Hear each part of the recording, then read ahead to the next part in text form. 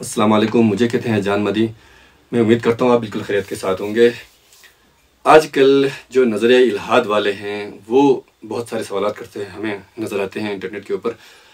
اور پرسوں حسن اللہ یاری صاحب کے ساتھ ایک ملحد کا مناظرہ ہوا 3 گھنٹے کا، یہ بھی آپ نے دیکھا ہے۔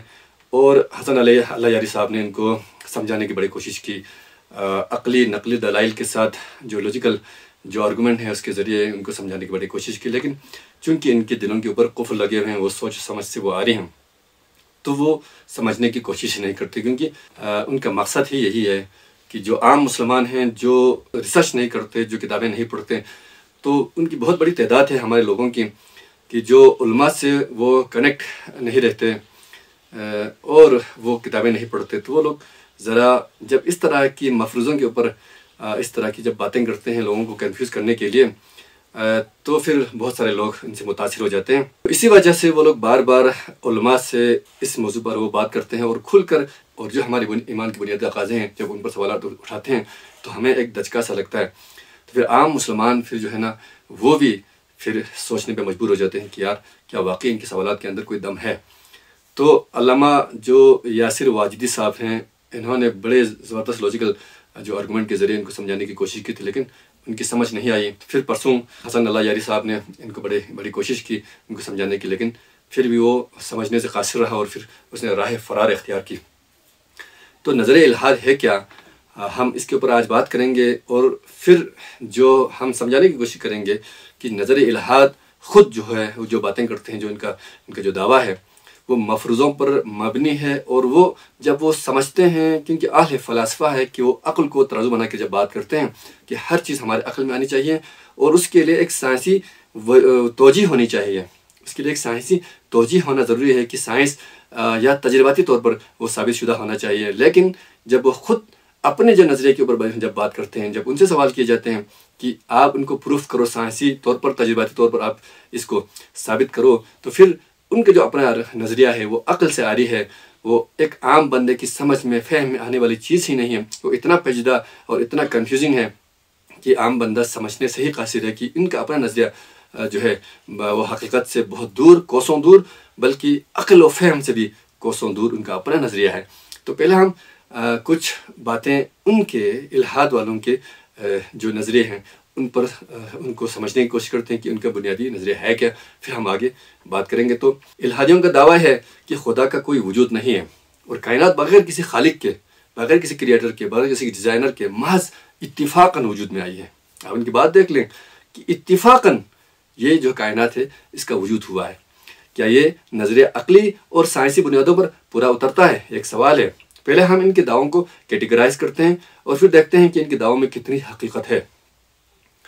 وہ کہتے ہیں کہ کائنات خود بخود وجود میں آئی، زندگی بے مقصد ہے اور حادثاتی ہے۔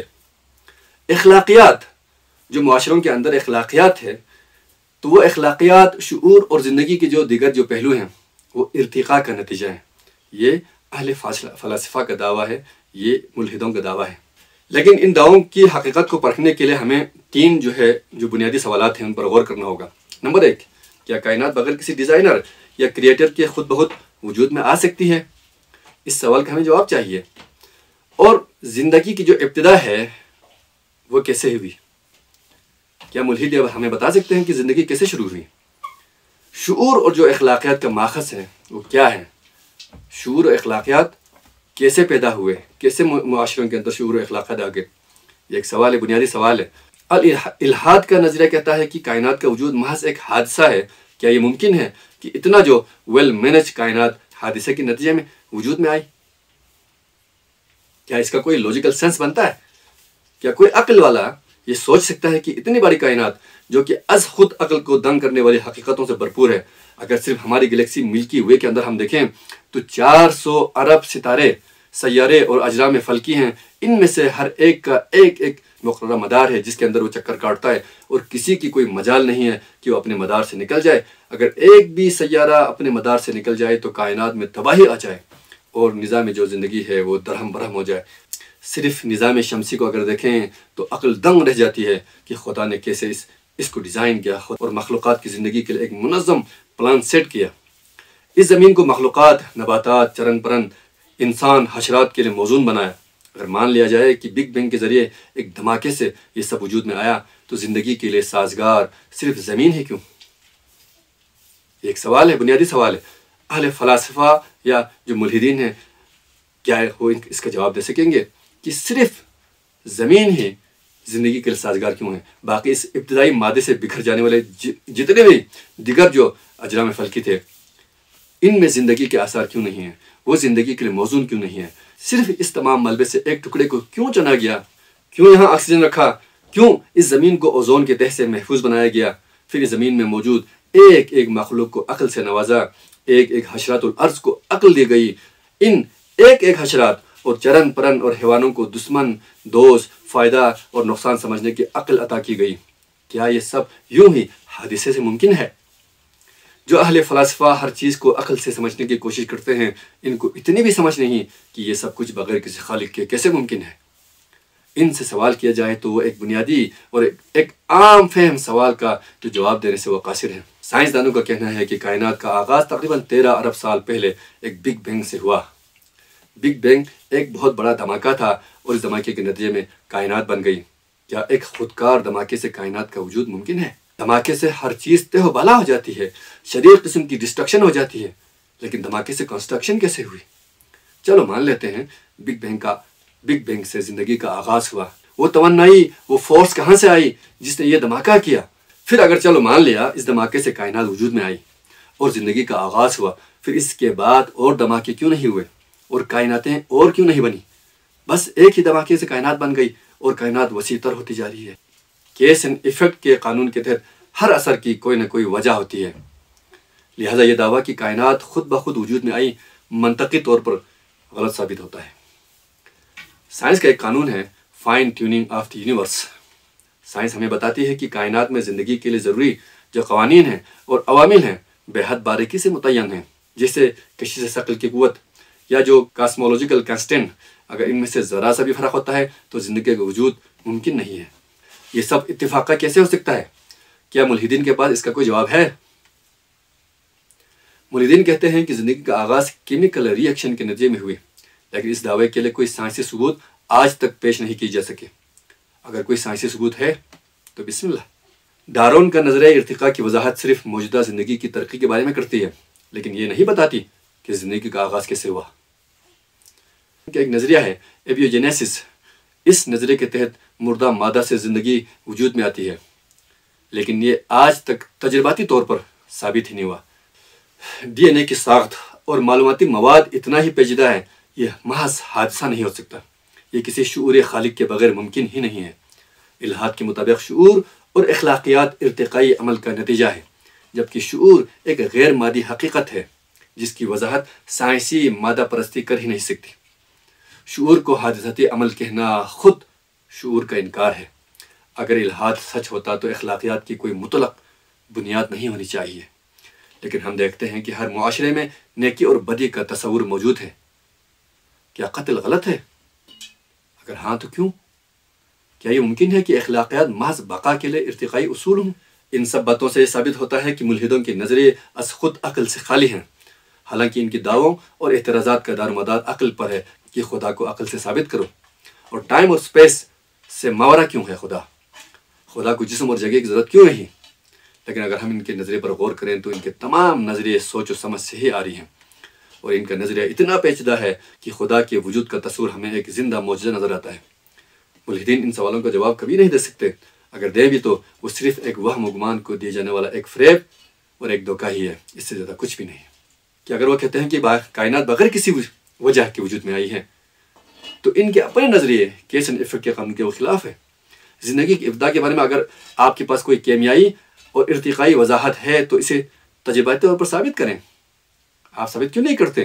تجرباتی طور پر ثابت کریں۔ آپ صرف سوال کرتے ہیں، لیکن جواب دینے سے آپ قاصر کیوں ہیں؟ جو سوچ، جو اپروچ آپ کی ہے، ان پر اتنے سوالات کھڑے ہوتے ہیں کہ عقل حیران ہو جاتی ہے۔ آپ تو عقل کو معیار سمجھتے ہیں نا، لیکن پھر آپ اپنے غیر حقیقی تصور بلکہ غیر معیاری تصور کو ذرا ٹائم نکال کر اسی عقل کے ترازو میں تولو تو صحیح، تاکہ آپ کو بھی کچھ سمجھ میں آئے۔ اگر ہر چیز مادہ پر مبنی ہے تو شعور جیسی غیر مادی حقیقت کی وضاحت کیسے کریں گے آپ؟ مجھے امید ہے کہ ان سوالوں کے جواب ملحدین کے آبا بھی کبھی نہیں دے سکتے. وہ صرف خدا کے وجود پر سوال کرتے ہیں، لیکن جیسے ہی آپ ان سے انہی لاجیکل اور سائنسی قوانین کے تحت اگر آپ سوال کریں گے تو ان کے پاس کوئی جواب نہیں ہے. ان کا پورا نظریہ مفروضے پر قائم ہے اور ان مفروضوں میں ایک بھی آج تک ثابت نہیں کر سکے. دراصل بات یہ ہے کہ دین مبین میں فرائض و واجبات کی کلفتیں ہیں. ان سے بندہ جان چھڑانے کے لیے ایسے سوالات گڑھ لیتے ہیں. یہ صرف فریب خیال کے سوا کچھ نہیں ہے. ان میں سے بہت سے ایسے لوگ ہیں جن کو لانچ کیا گیا ہے تاکہ اسلامی معاشرے کے اندر توہمات اور الجھنوں کو جنم دیا جا سکے، لوگوں کو ڈیٹریک کیا جا سکے، تاکہ جو اسلام جو تیزی کے ساتھ دنیا میں پھیلتا ہوا ایک مذہب ہے اسے روکا جائے. مسلمانوں کے خلاف مختلف طریقوں سے سازشیں ہوتی رہی ہیں، ماضی میں بھی ہوئی ہیں اور اب بھی ہوں گی، لیکن ہمیں قرآن و سنت پر کاربند رہنے کی ضرورت ہے. جب آپ کو کوئی سوال تنگ کرے تو کسی مستند عالم دین سے رجوع کریں جو مروجہ تعلیم سے بھی واقف ہو اور علوم دینیا سے بھی خوب آگاہ ہوں. مدارس میں بھی مروجہ علوم کا اہتمام ضروری ہے، مثلا فزکس، میتھس اور دیگر جو سائنسی علوم ہیں ان کا اہتمام کیا جائے.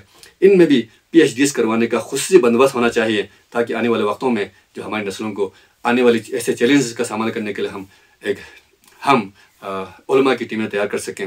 ہمارے پاس مسلکی، فرقی اور گروہی اختلافات کے لیے اچھے خاصے علم ہوتے ہیں. ہم بڑے مناظرہ کرتے ہیں، ہر 4 5 گھنٹہ مناظرہ کرتے ہیں، ہم کئی دن بحث کرتے ہیں.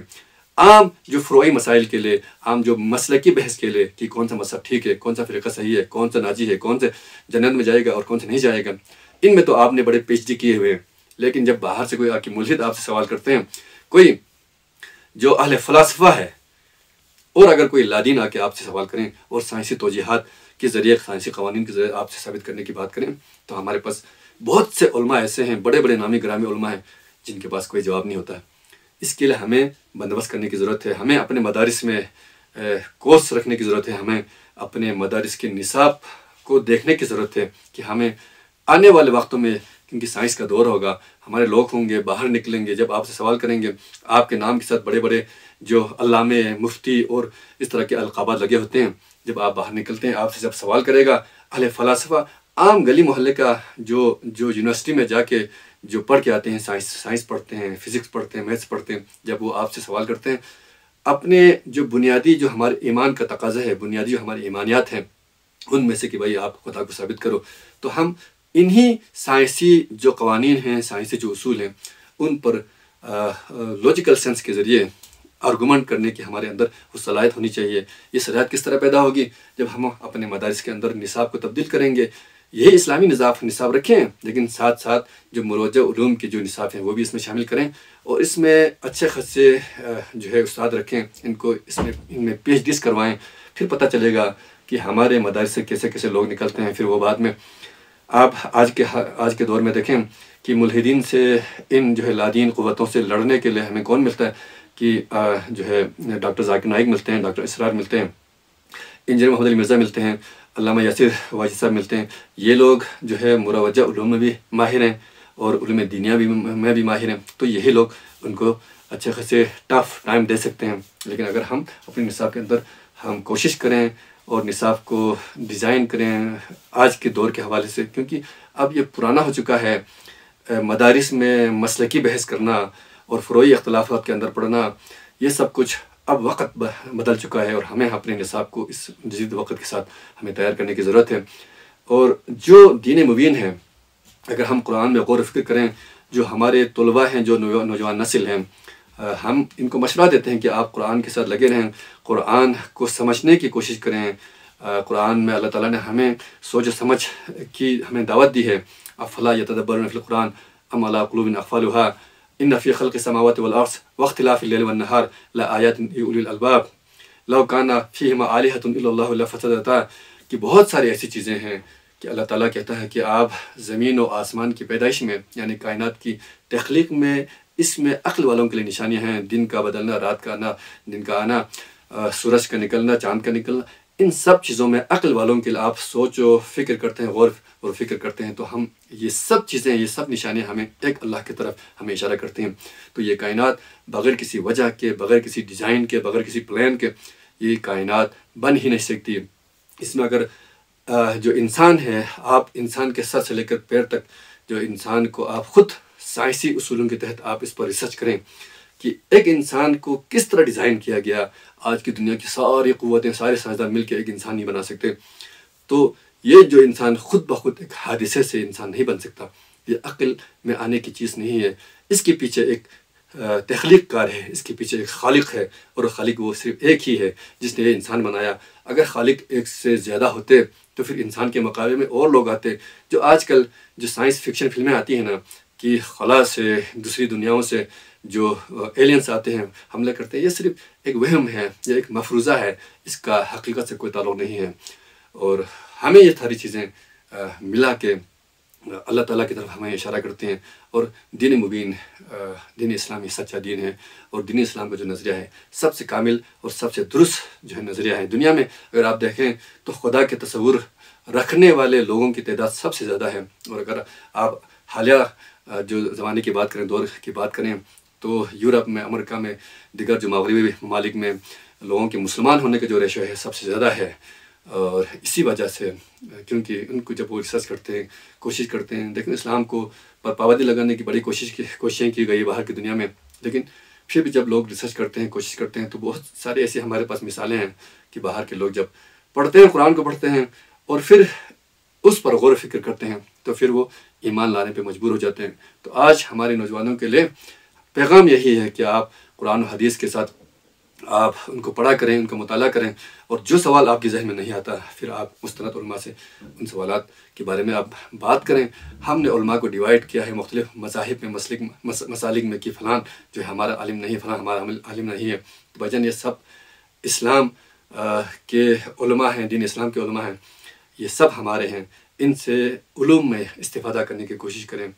مجھے امید ہے کہ آپ نے ہماری ویڈیو کو پسند کیا ہے، تو مجھے امید ہے کہ آپ چینل کو سبسکرائب کریں گے، لائک کریں گے. السلام علیکم ورحمۃ اللہ وبرکاتہ.